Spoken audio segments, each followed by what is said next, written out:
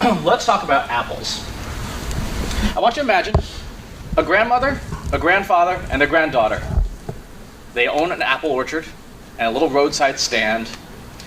Grandpa's job is to grow the best, biggest, juiciest apples that you can possibly imagine, right? Huge apples, apples the size of your head, right? Grandma's job is pretty straightforward. Grandma is supposed to take those apples and turn them into amazing apple pies, right? She goes to the orchard, says, I want that one and that one, that one, maybe just a little claw thing, and grabs them and turns them into great apple pies. And the little granddaughter, Mary, sits at the roadside stand and looks cute, right? And sells apple pies. Pretty straightforward business model, easy to understand, right? So let me ask you this, we'll make this a little interactive. Whose responsibility is it to sell pies? All of them. No. The granddaughter. Mary's. Mary's got to look cute and sell pies, right? So is grandma responsible? Indirectly, because if grandma was an aging ex-hippie and had a little too many mind-altering experiences, maybe she used salt instead of sugar in the pie, have salty apple pie. Not a great experience, right? So she has responsibility for it, but grandma's job is not to sell apple pies, right? Grandpa's job is to grow apples. Now, if he grows crappy apples that are worm-ridden and rotten and maybe he was an ex-hippie too, and he accidentally grew pears that year instead of apples, and people wanted apple pie. Is he responsible for selling apple pies? No. Mary is. But what we run into with social media marketing is that we assume that if we are the keepers of the orchard, that we should be responsible for the selling of apple pies. We're not. At my last company, I worked in marketing, and we had a sales team that charitably could maybe close 0.1% of leads. And they were reasonably good leads because we bought lists. So, who dropped the ball? Right? It's just like if you go to the coffee shop outside, right? You can have a great social media program that tells everybody about the coffee shop. You can have the most amazing beans custom roasted that morning, but if the door is locked and the power is off, you're not selling any coffee. So the story of the apple pie is this. When it comes to accountability for social media, you have to know what it is that you are responsible for and what it is people downstream are responsible for, and you have to measure to what you manage.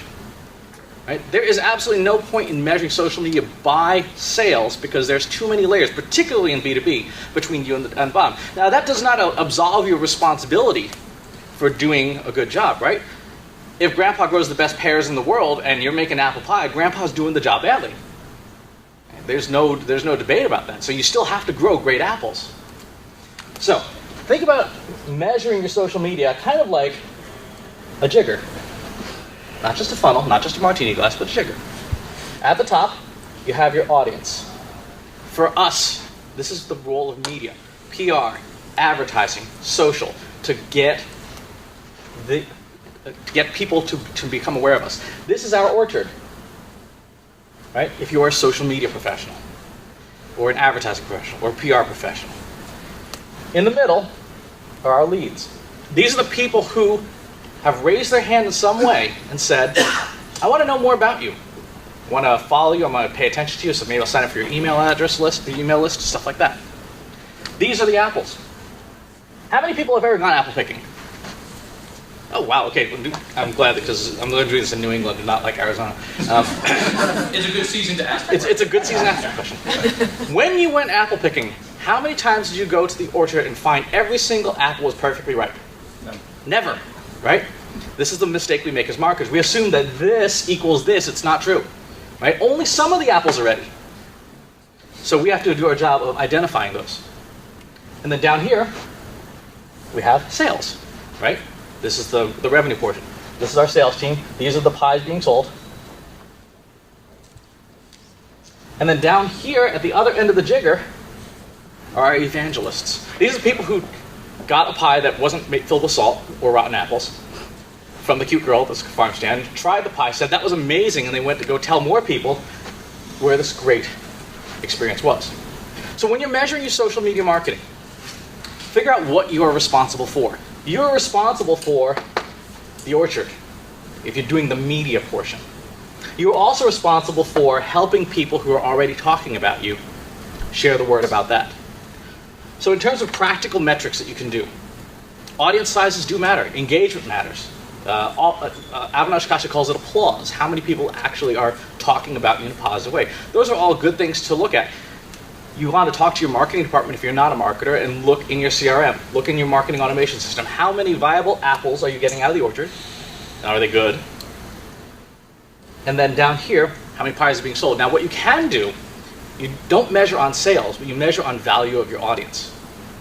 This is one way, one of about 5 or 6 different ways you can measure social media. It's a baseline, it's a worst case scenario. If I sell a pie for $100, it's a really good apple pie, right? But I know I need to get 10 people to my farm stand just to sell one pie. Then I know I need to get 10 people there. Each of those people is approximately worth about $10. Does that make logical sense? 10 people, one pie worth $100? In order to do that, I need to get 100 people to be aware of the farm stand and sort of come out and at least know that it exists, so that those people are worth $100. Okay, fairly straightforward. So now I can say my job, if I'm doing social media, if I'm doing the media portion, if I'm trying to reach people, if I can get more people to my farm stand's website, or I hire a PR firm, or I hire an ad firm to help me build that audience, I can then infer the value of those audience members. If I can see that lots of evangelists are making recommendations, I can take a look at those recommendations. How many more people has my audience grown by above and beyond my existing marketing efforts? This is one model of looking at how to measure social media. Give it a try. The last thing I want to talk about, because we don't really talk about it very much, is this. We assume that the metrics we have are good, and it's not necessarily true.